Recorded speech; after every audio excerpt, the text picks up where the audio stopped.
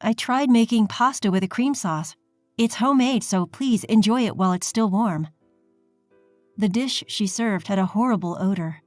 It didn't smell good at all, so I hesitated to take a bite. "Aren't you going to eat it? Don't you like my cooking? Are you just trying to hassle me?" I was baffled by Holly, who seemed intent on making me the bad guy.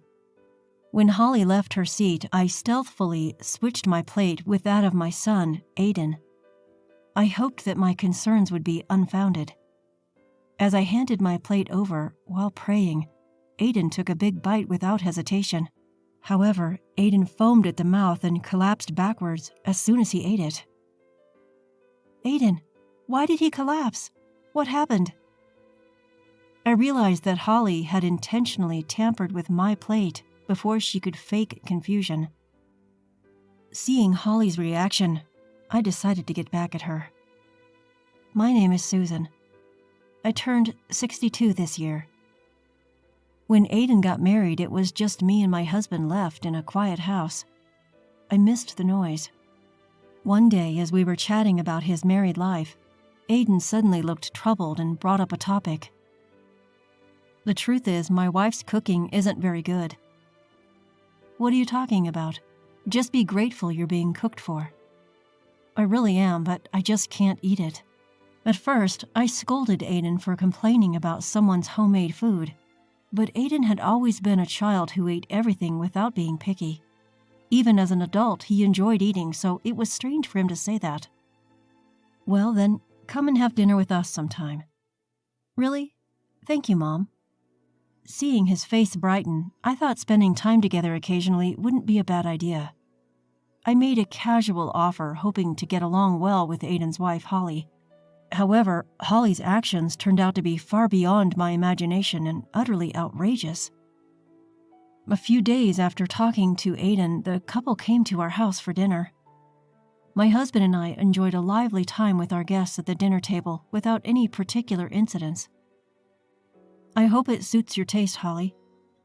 "It's delicious." "I'm glad. Thank you." Aiden always told me how delicious his mom's cooking is. I'm jealous of having such a skilled cook as a mother. I couldn't help but blush at Holly's words.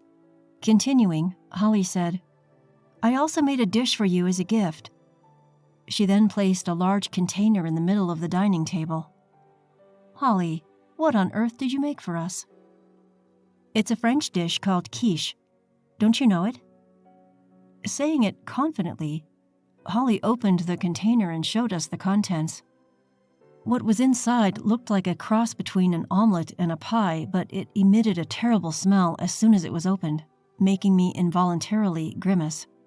The surface was burnt and the inside was a gooey, undercooked dough with a fishy smell. "You just mix the dough and bake it, so it's easy to make." "Is that so? Should we heat it up again?" "It's delicious even when it's cold, so it's fine." I had no choice but to try the dish, so I timidly picked up my chopsticks. The undercooked, powdery dough that hadn't mixed well made me hesitate. My husband, who was watching, put down his chopsticks without taking a single bite. Aiden also remained silent and didn't attempt to eat it. For some reason, Holly didn't try it either. "Mother-in-law, aren't you eating it?" "I'm sorry, but I feel like it's a bit undercooked. Can we go ahead and reheat it?" Holly frowned at my reaction and sighed. I tried to choose my words carefully, but it seemed that Holly was still uncomfortable. "Never mind." She slammed the container on the table. "I didn't think I'd be treated like this just for bringing a dish. Do you think you can do anything just because you're good at cooking?" "Holly, calm down. Before you complain to Mom, don't you think you should try it yourself? It's easy to make, so I don't need to taste it. Why aren't you eating it either? How can you serve food to people without tasting it yourself? Just try it." Although I didn't mean any harm, I was the one who had been rude. I tried to smooth things over while calming their argument, but Holly remained angry and left. Aiden apologized and left to follow her. In the silent dining room, I held my head in my hands. At this rate, she'll think I'm giving her a hard time. I sighed as I looked at my husband. Looking at the leftover container, I wondered what to do. I'm not cocky about being a good cook, I'm just average. I worry about finding a peaceful resolution. I could tell Aiden to cook for himself, but it might hurt Holly's pride. Although he's my son, I shouldn't interfere in their household. After discussing it with my husband, we decided not to get involved too much. But since then, Holly started coming to our house frequently for some reason. "Mother-in-law, will you please make lunch? And please put dinner for Aiden in a container to take home." The next day, Holly came alone without Aiden. Holly suddenly spread empty containers on the table and asked me to make lunch and dinner for her and Aiden. Surprised by the sudden visit, I asked her if something had happened. "Aiden seems to prefer your cooking, so I thought I'd ask you to make our meals from now on." "That's a problem. Holly, why don't we cook together?" "No, you're just going to make that disgusted face again. You're just giving me a hard time." I was at a loss for words when she said that so decisively. Even if I say I don't mean it that way, she wouldn't listen. She had labeled me a terrible mother-in-law. Although cooking isn't too much trouble, it's unbearable to do it every day for a daughter-in-law who dislikes me this much. I thought about teaching her some simple dishes, but she wouldn't agree to that either. "You're good at cooking, so just make it for us. And please, take care of tomorrow's meal too." Despite trying to persuade her, she only became more brazen day by day. On days when I refused, she apparently bought prepared food at the grocery store. Aiden seemed to be fine with eating that and didn't comment on it, so Holly started to complain about him eating at our place. "Aiden was spoiled by you, wasn't he? He just gobbles up store-bought food." "He's always loved eating since he was young. But he hardly eats any of my cooking.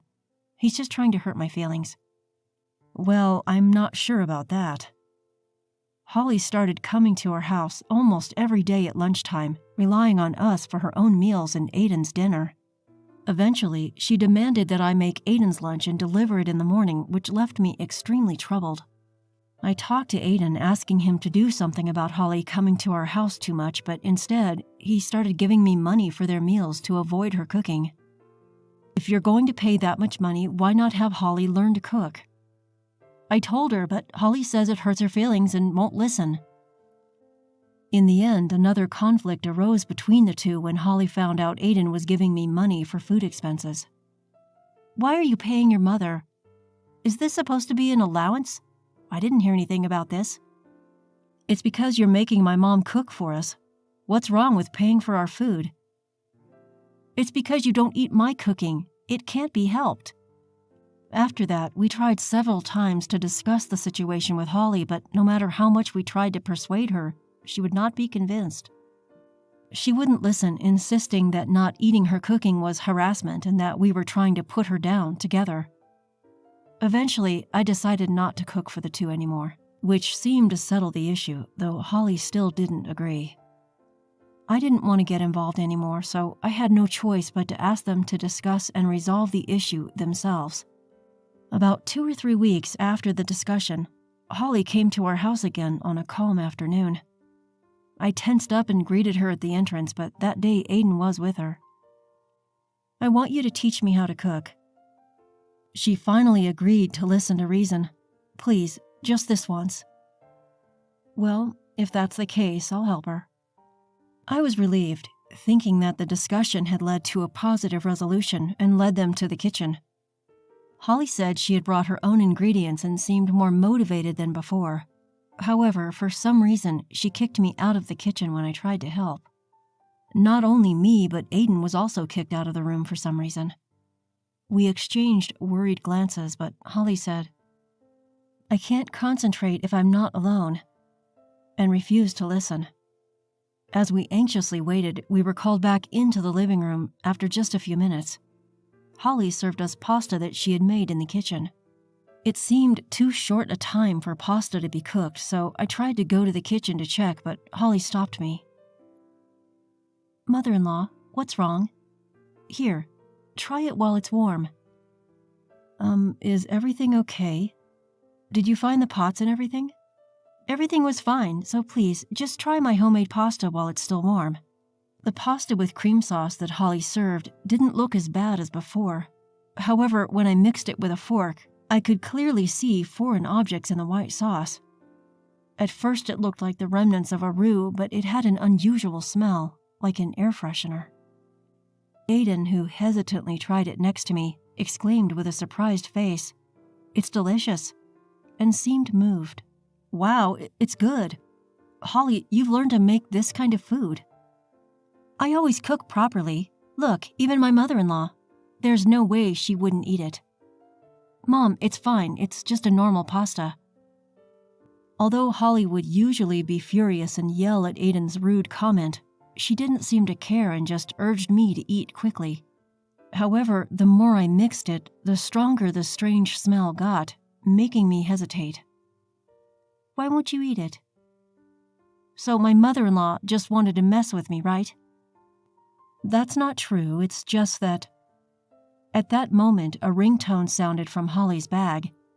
It seemed she received a phone call and Holly hurriedly left the table and went outside the room. I took the opportunity to ask Aiden to secretly exchange the pasta. Aiden happily started eating it as a second serving, but the next moment, he flipped backward and collapsed, foaming at the mouth. I couldn't help but scream. "What happened? Why did Aiden collapse?" Hearing my scream, Holly returned and rushed to Aiden's side. While I called for an ambulance, Holly looked very confused and asked, "What happened to Aiden?" Aiden was taken to the hospital and had his stomach pumped. My husband and I, who had heard the news and joined me, finally sighed with relief as we saw Aiden lying on the hospital bed. However, Holly asked Aiden why before we could express our concern, just as she had when he collapsed. "Hey, why did Aiden collapse? How come?" "Holly, please calm down." "It should have been you. Did you force Aiden to eat it?" "What on earth are you talking about? Holly, what did you do?" My husband and I tried to get answers from Holly, who kept accusing me and said the most outrageous thing.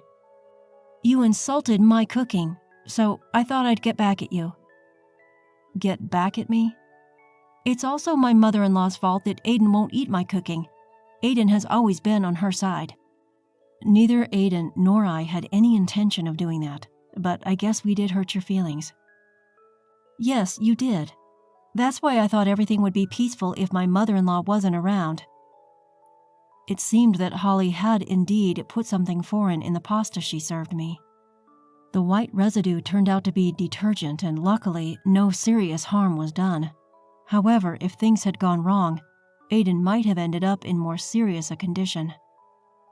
Aiden should have noticed the strong smell, but I couldn't help but intervene when the situation went beyond the dimension of being good or bad at cooking. If you're saying it would be better if I wasn't around, then all you needed to do was try harder at cooking. But if you were still alive, Aiden would always be on your side, wouldn't he? Seeing Holly's unapologetic and unreflective attitude, I dropped my shoulders in disappointment. My husband also quietly shook his head at her childish rebuttal, which showed she didn't even understand the gravity of what she had done. "That's enough, Holly. I'd like to have a talk with your parents as well." "What? Why? My parents have nothing to do with this." "Because talking to you won't get us anywhere." After Aiden's safe recovery and discharge from the hospital, we decided to have a discussion involving Holly's parents. Although Holly was very reluctant until the last minute, I called her parents first to explain the situation and arranged a meeting. "I deeply apologize for the tremendous trouble our daughter has caused you." "Oh no, it's something my mother needs to apologize for." "That's right, it's my mother-in-law who should be apologizing." Every time Holly spoke up, her mother, Kate, sternly glared at her and made her bow her head. Kate's strict attitude throughout the discussion made me wonder about Holly's behavior. "We'll make her pay for the medical expenses. If there's anything else she can do to make amends, please let us know."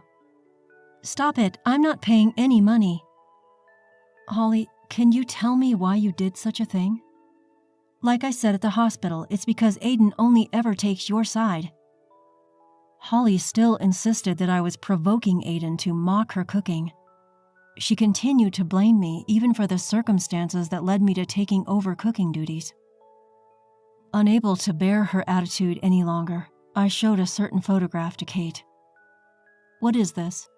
"This is a dish Holly brought to our house. She says it's called quiche." "You served such a terrible thing to someone else?" Kate, trembling, stared at Holly and began to scold her harshly as she tried to make excuses. Holly had no choice but to hang her head in silence as the lecture continued without giving us a chance to intervene. In the end, Holly admitted to everything. She thought that if Aiden kept siding with me, she would ultimately have to take care of me, so she believed that if she could get me hospitalized, she wouldn't have to do so. The absurd leap in logic made my head spin. "I'm sorry, but I can't continue our married life after being subjected to something like this." "Why not? It's not my fault. You shouldn't have taken your mother's side." "You be quiet. You could be turned over to the police for this." Hearing the word police, Holly turned pale once again. Although there was some trouble regarding compensation and hospital fees, Kate promised to make Holly pay, and the situation didn't escalate any further. Although Holly acted like a child for a while, she seemed to be feeling down after Aiden told her, "I can't be with you anymore." I later learned that Holly's parents, who she said she didn't get along with, were actually professional chefs. Holly, who wanted to cook freely, had been severely scolded by her parents for her unorthodox ideas and apparently started cooking however she liked after getting married. Aiden told me that her parents were furious with her for trying to demean someone for her cooking, especially her father, whom we didn't meet during the discussion, was said to be furious and now was taking her through a so-called bridal training where she was being taught the basics of cooking at her parents' home. This made me realize I needed to teach my son how to do basic household chores as well. Aiden, while appreciating the privilege of having someone cook for him, has started making simple dishes on his own. He asked me to teach him how to cook and sometimes comes to our house to cook meals together. For some reason, my husband also became interested in cooking, and the three of us enjoy cooking together, or sometimes I let the two of them handle the cooking while I relax.